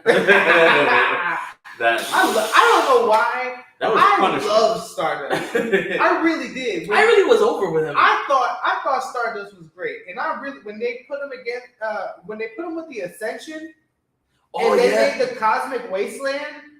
I thought that would have been so over. I thought it really would have been because Ascension at the time was like pretty up there when he came up. When he came up, and that was right before their demise. The Ascension just like descended very quickly. But honestly, like when you think about it, at that time, I was all for Cosmic Wasteland. Ascension. I was a huge fan of them in NXT, and Cody wasn't really doing much. And when he became Stardust, it was like the funniest shit it was I've seen on television.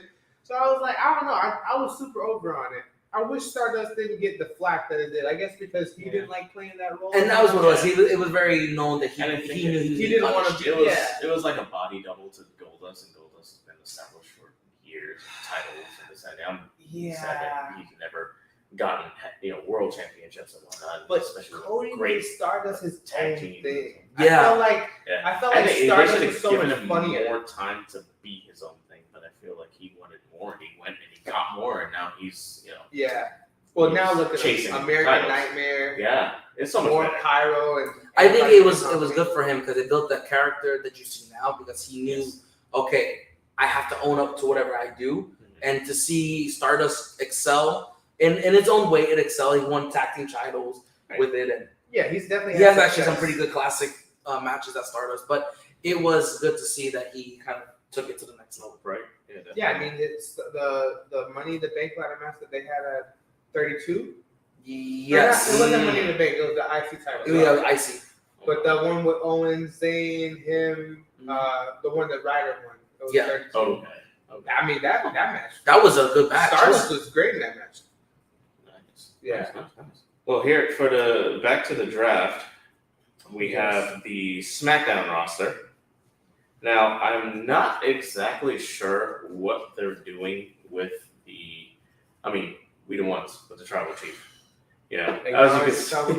As you can see, the tribal chief right there on your bottom left. You have the phenomenal Bianca Belair, and then you have this Joker. Austin Theory. Yes. Mr. E.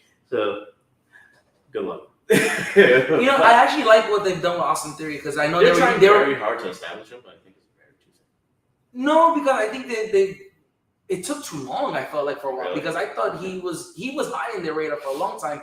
He had that scandal that he was, I don't know if it was grooming minors or they thought he was talking to a minor. It was some kind of weird drama. That's why he got buried. He went back to NXT and then he was with The Way. Oh yeah. That's what happened. That's why he came down. So to see him come back up, he was Vince's kind of like appointed project. Yeah. It's good to see that finally they're going full on with it. Right. I thought they were gonna put him in a heavyweight title. I thought that if they would have jumped him there, I think it would have been too hard.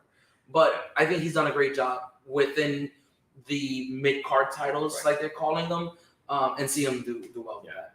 So as you guys can see, this is the roster that we'll have for SmackDown. Definitely a lot less. I believe there's more names that are being like added to it little by little, but then we also have our free agents. As you see, Mr. Brock Lesnar himself, big meaty man himself, and even bigger meaty man. Yes. Which that was a picture of Brock Lesnar right in front of Omos, because Omos is 7'3" and like 1,000,000 pounds. He's a huge individual.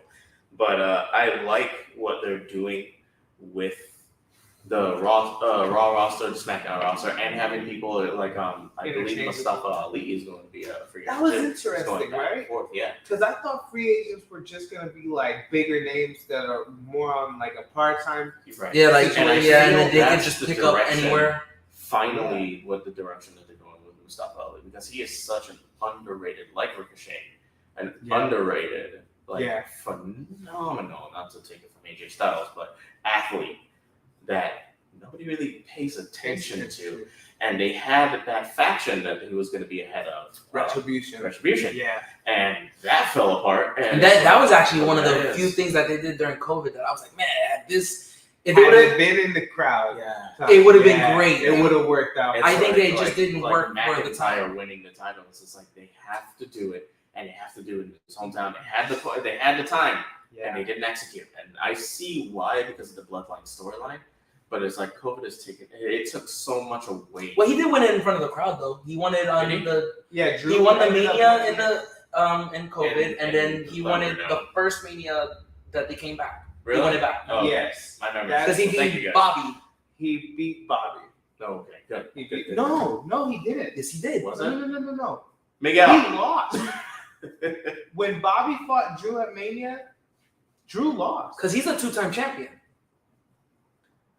Drew is a 2-time champion. But if I'm not mistaken, I know... Miguel, when was Drew McIntyre last champion? Did he win the championship after the... Because I'm just like, I know there's a... Oh. Let me see real quick. I'm pulling it up right now. WrestleMania... Because last year was 39. So we're looking at 38. Yeah, we just had 39. And 40 is going to be in Philadelphia, which I think they're going to go way out for. Definitely, they have to have Stone Cold Steve Austin versus LA Knight. I mean, it writes itself. What? Yeah. What? Yeah. What? Yeah. What? Yeah. What? Yeah. It's like you're about to have an orgasm. Dog, that would be incredible. They just need to have McIntyre for Corbin at 38. Ouch. Okay, but he like bum ass Corbin or yeah, like Happy Corbin. Corbin. He fought Happy Corbin and beat him. So then WrestleMania 37 is when they went back to going to arenas. Okay. 37. So 35 and 36 were in the Thunderdome. Was it two of them? Correct. No. 36 was in the Thunderdome. They did one in the Thunderdome. Yeah. Or not the Thunderdome. That's when they were at the Performance They Center. did the PCO. Right? Yeah. So let's see. I know Roman beat Edge and Bryan. So Drew and Lashley at 30. Okay. Not 30. You can put it on the screen too. Definitely not 30. So Drew and Lashley at 30. No, it can't be 30. That's so long ago. That's yeah. Yeah, because that WrestleMania 4. Yeah. 10 years. COVID was 10 years. Yeah, COVID was only 3 years ago. How much time has passed? Lashley defeats Drew McIntyre. And that was in front of the crowd. Yes. I think that was the first match too. Wow.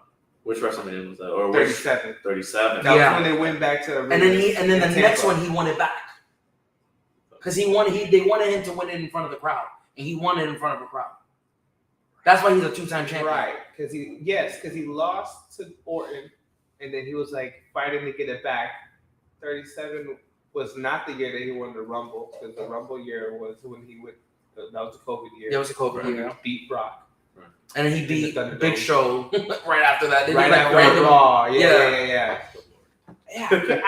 He is a 2-time champion for all intents and purposes. I just can't remember when he won that second. Yeah, but even nonetheless, I like what they're doing. I actually know what How do y'all feel about Drew though? Like all the rumors and stuff going on with him being gone and leaving.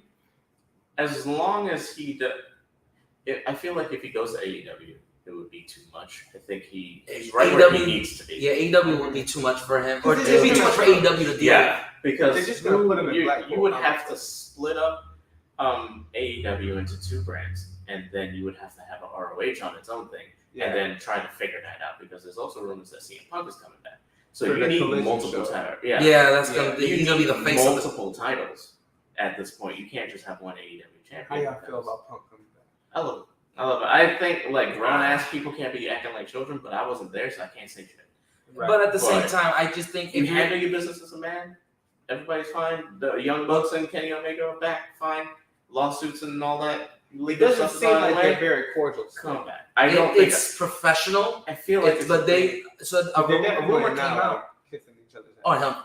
A rumor came out that those two when Punk was already said they're gonna come back.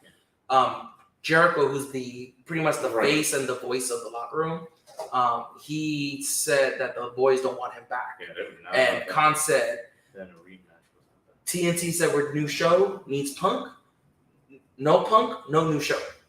So he was coming back regardless. So I think when that was said, it kind of divided the locker room again. You're gonna see they're gonna do a brand split, right? Well, not even just like literally, but like or a roster. Yeah. Like, there's gonna be like it's gonna be they're gonna have to do a roster split, but at the same time, it divided the locker room because a lot of people who were cool with Punk are like, all right, cool, he's coming back.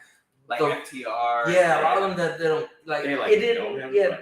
It's since the time in ROH, since his time in WWE, first one when he came back after beating, it wasn't too long ago after, but after he beat, he was up for his contract, and he was leaving, and he beat that night John Cena in that storyline. Yeah, and that created the monster that we see today. Exactly. Yeah. But behind the scenes, he's very difficult because of his personality.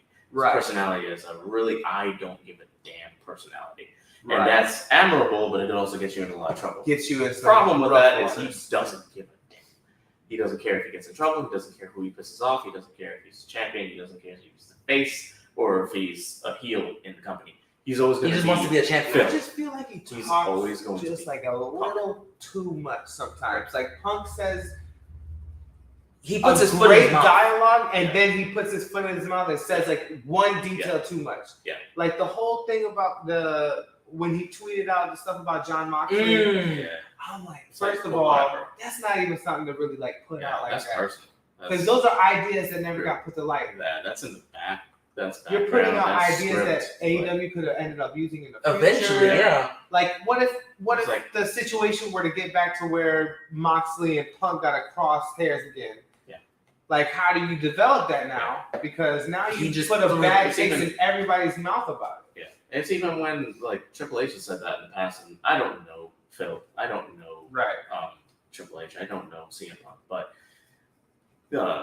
they have bad blood with each other. Triple H and well, actually, they squashed it. Yeah. So he showed up. Apparently, he was on Raw. He was in backstage of Raw recently. So news rumors. He got politely told, "You need to leave," and it was just because, and it wasn't on any bad thing. He went. He spoke with Vince. He spoke with Triple H. He spoke with Miz. Yes. He like mended relationships. Okay, good. So I didn't know that. Apparently, he was there to see Kofi. Yep. So they were in Chicago, and I guess they didn't say like Kofi invited him, but apparently he was there to see Kofi and the Miz, and he was just trying to catch up because he's technically, yes, he's under contract with AEW, but he's not doing anything.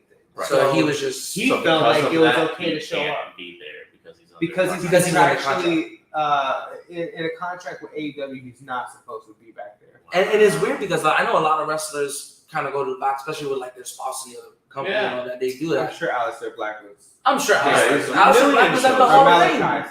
Sorry, Malachi Black. And he was at the Hall of Fame, and Zelina goes to AEW every so often. Andrade was at the Hall of Fame as well. Mm-hmm. Yes. Both of them contracted to AEW, so there's been a handful of times where Charlotte Flair was at AEW. That's your man. That's your wife. You got to She apparently Charlotte was at the show that she was at a big show that Andrade had debuted. Oh yeah. He was. She was backstage. Yeah, apparently. And Charlotte's the biggest woman wrestler. Yeah. Like. Yeah. I remember I went with as much as I hate to say our friend Monty. One of our best friends, Monty. I went with him to Tampa, was it? And we went to SmackDown, and that's when she came back. And that night she beat Ronda for the championship in seconds. That was the night Cena was fighting too. Yes. That was a huge night. It was, against Roman. We were gonna go to that show. We were trying. Well, I mean, there's another. I think it'll be a little harder for me to get to Raw, but I mean, make it. My schedule is a little more flexible, but Raw is coming to, I believe, Orlando, and I think SmackDown's coming to Jacksonville. Jacksonville, Tampa again.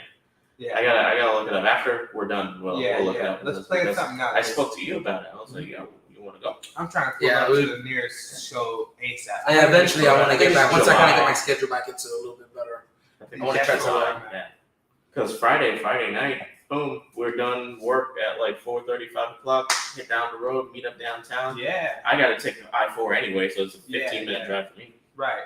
And we have a damn good time. Hell yeah, that'd be For great. good seats, we'd probably count those about 200. And that's all I'm about to say. Good seats for like a Raw or SmackDown At a Tampa event, it shouldn't be too bad. shouldn't be too bad. Like you could probably. I think they're coming to Orlando though pretty soon.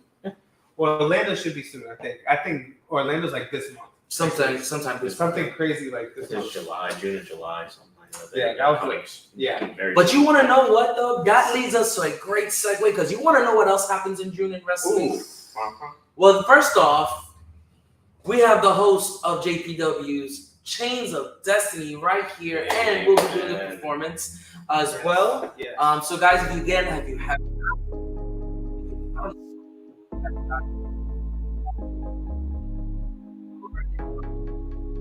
you want to go ahead and put the poster on the board.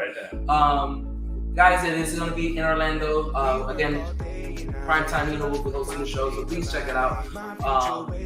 We also have something that we wanted to unveil for you guys, that we were blessed here at The Rated F to bring it up. So, PrimeTime, would you like to do the honors? I would love to.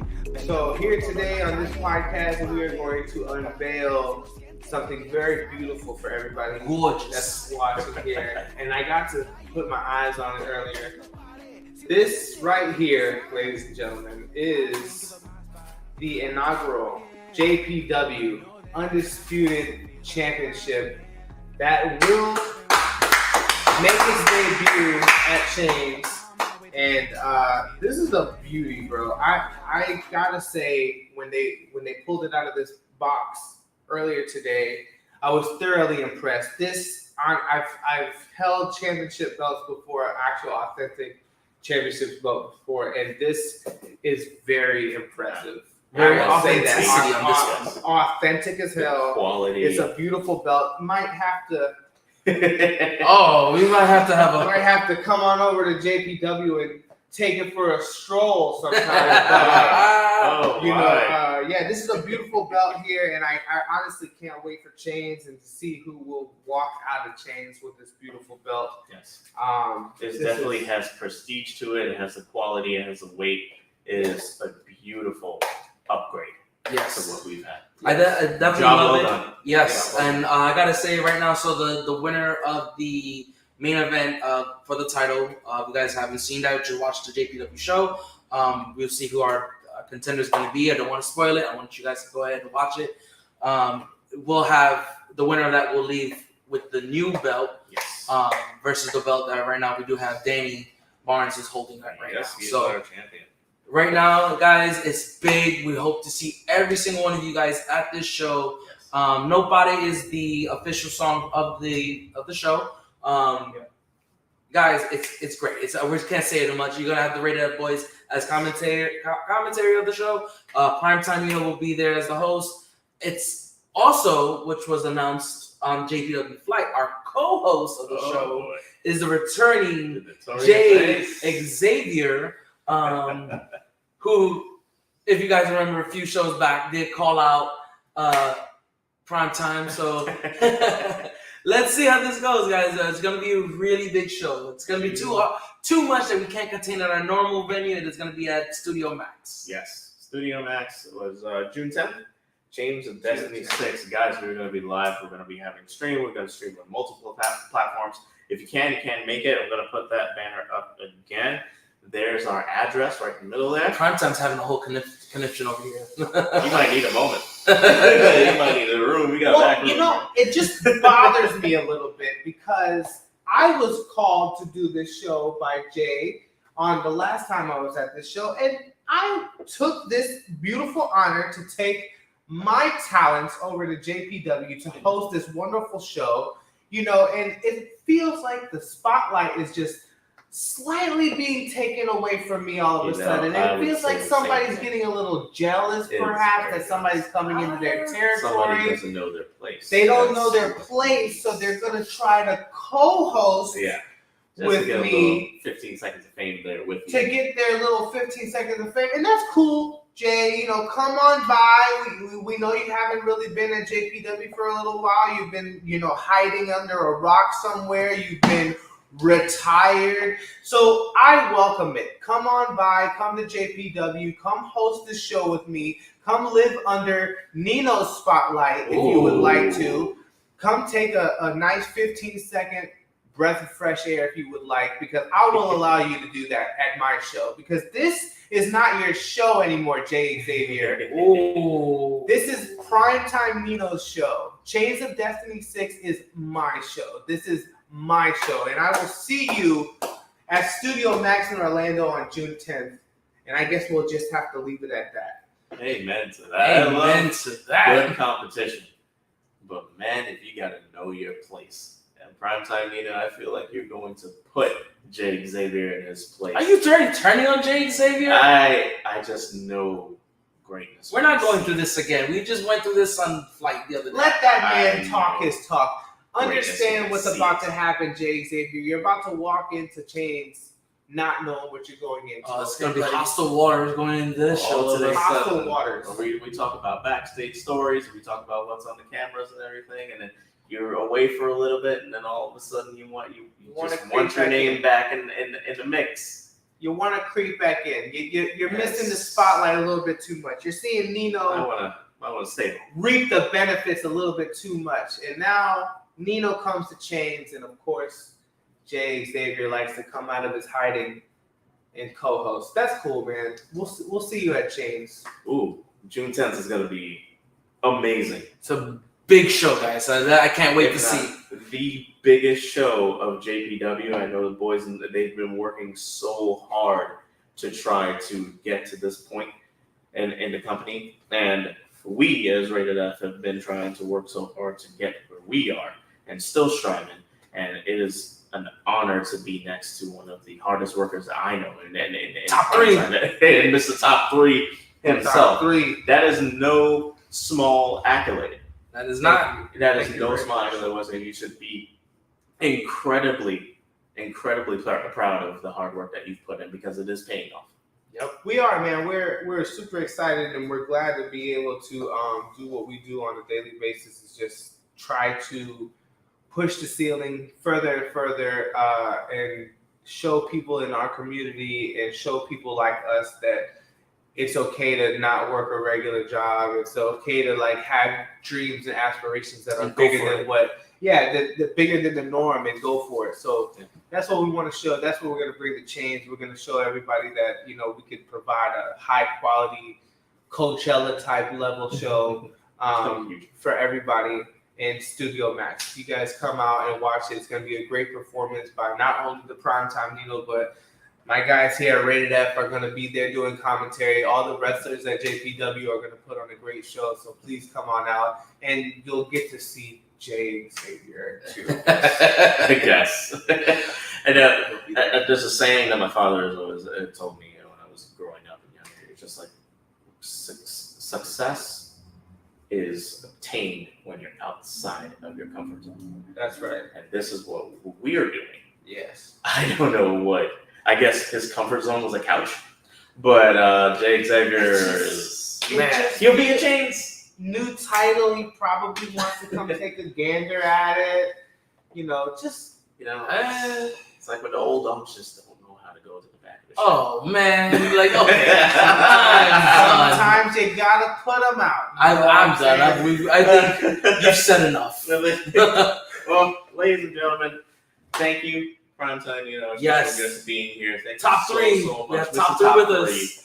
And as we always say, like and subscribe to our channel. We are on Twitter. We are everywhere. We are on Apple Podcasts. We're on Spotify. We've talked back about adding new things. Come on. We talk that talk, Rob. we're putting outside of our comfort zone because we believe in what we do. Because, our wives are the ones who put this together. You guys talk shit all the time. Might as well record it. And this is where we are right now. Yep. And I couldn't be more proud and more grateful to be here and to talk to PrimeTime Nino, to be in collaboration with JPW, and talking to my best friend pretty much on a weekly and a daily half the time. We're gonna be in your face. We're gonna be on you like white on rice. We're going to be anywhere that you will hear us or you will see our faces. We will be there. Yes, We're going to be, we're trying, I actually was speaking earlier, sometime this year, sometime this week, sometime this month, we're going to be on Amazon Music. We're already on Spotify. We're already on Apple Podcasts. We're going to be wherever we can find you so we can grow and to be to bring our true potential to where we are. Right. So guys, we're going to bring it. We're going to bring that energy. Definitely need your help, guys. So please go out there, like, subscribe to the channel. Tell your friends, tell your grandma, tell the priest, tell the local pharmacy. Anybody and everybody, guys. We want to see everybody. We want to see our faces on your phones or on your computers while you guys watch us. That's good on you, bro. I think so. I think so too. I think you should keep I think I will. Don't let that be heard. Yeah. All right, guys. So like always, stay safe here. Your boys here at the Rated F and PrimeTime Nino. And we'll see you guys at Chains. See you at Chains. Can we end it? Wow, this is the thrill.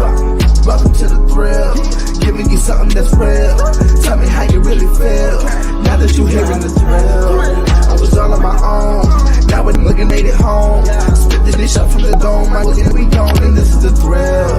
Welcome to the thrill. Giving you something that's real. Tell me how you really